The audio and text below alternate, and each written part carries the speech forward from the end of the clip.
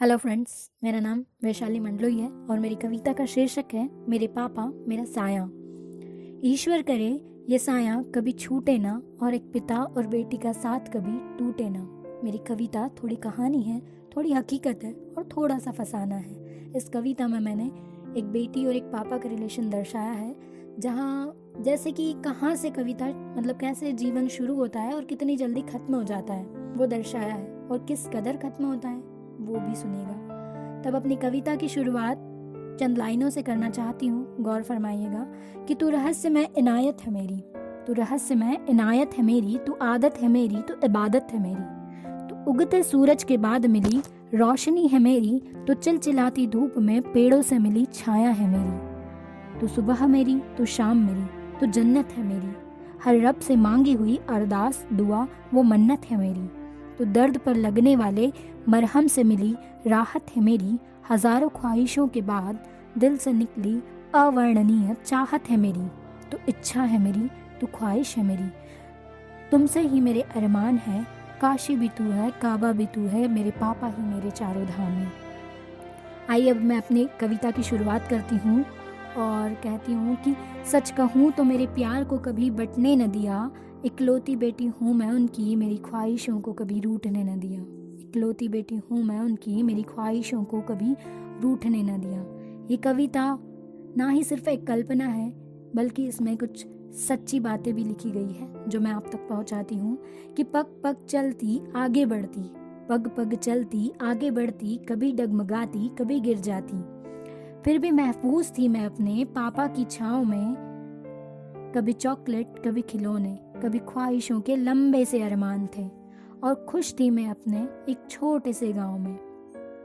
मेरी सांसें उनमें हर पल बकाया है, मेरे ख्वाबों को उन्होंने सितारों सा चमकाया है। एक बेटी को अगर कुछ चाहिए होता है तो वो हमेशा अपने पापा से जिद करती है, भले ही वो किसी और के सामने अपनी इच्छा तक न जाहिर करे, लेकिन पापा से तो वो जिद करके सब कुछ ले ही लेती है। तब कहती हूँ कि कभी चॉकलेट कभी खिलौने, कभी ख्वाहिशों के लंबे से अरमान थे, और खुश थी मैं अपने छोटे से गांव में।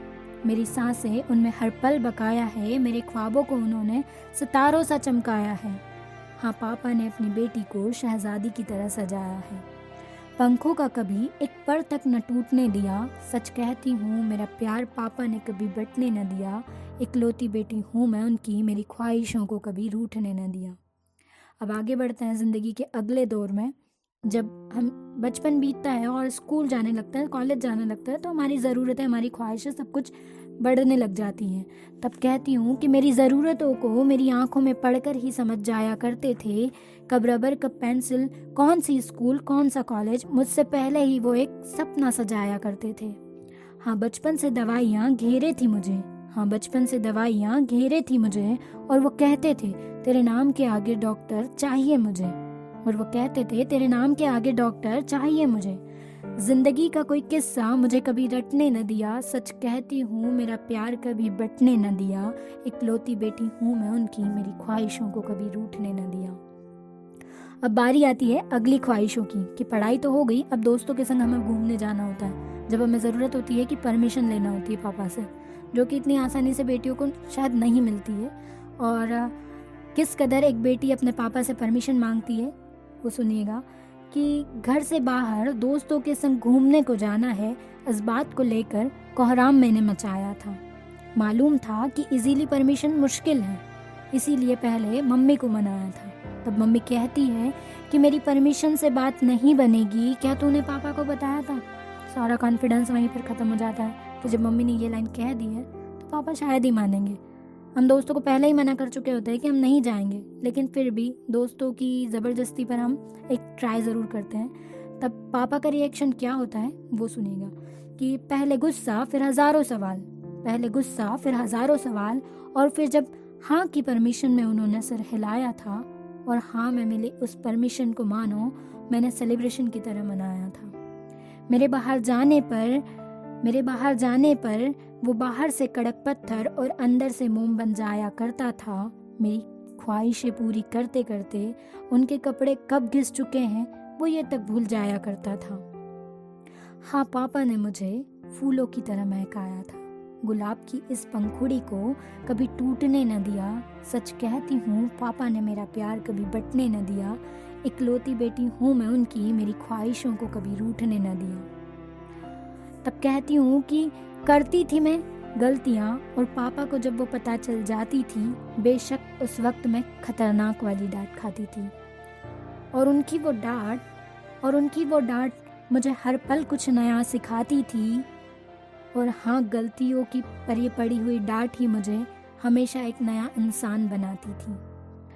उन अंधेरों में जहाँ रोशनी का कोई साया न था, उन अंधेरों में जहाँ रोशनी का कोई साया न था, मेरी अंधियारी रातों को उन्होंने दिवाली का दिया बनकर सजाया था।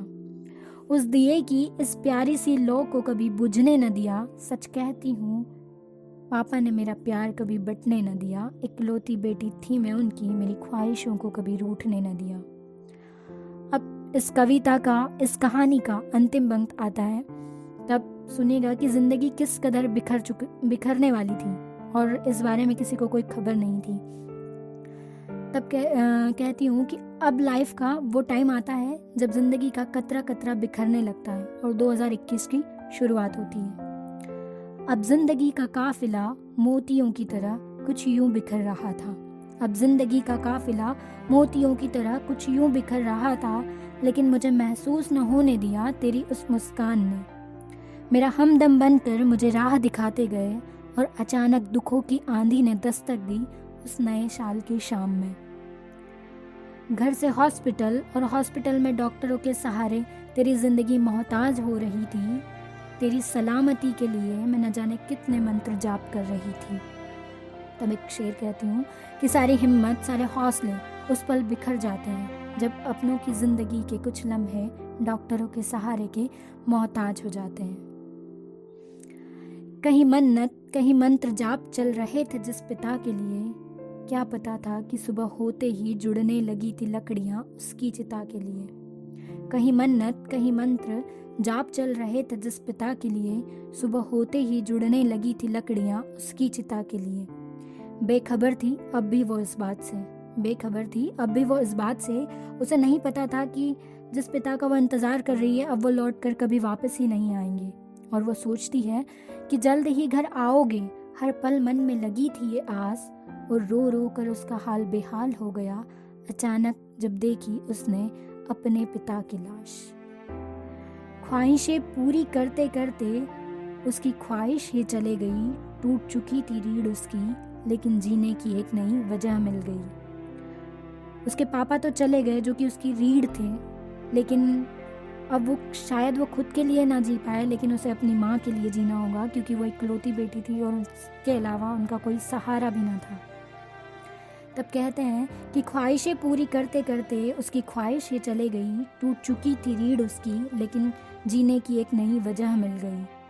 फिर थोड़ा संभल कर वो अपनी माँ से क्या कहती है वो सुनेगा कि पापा ने देखे थे जो सपने, उन्हें मैं न मिटने दूंगी। सच कहती हूँ उन सपनों को मैं न टूटने दूंगी। इकलौती बेटी हूँ मैं उनकी, मेरी ख्वाहिश, इकलौती बेटी हूँ मैं उनकी, ख्वाहिशों को कभी न रूठने दूंगी। इकलौती बेटी हूँ मैं उनकी, ख्वाहिशों को कभी न रूठने दूंगी। तब इस रचना की कृतियाँ मैं उस पिता के नाम करती हूँ और जहाँ के सारे पिता को प्रणाम करती हूँ। Thank you so much.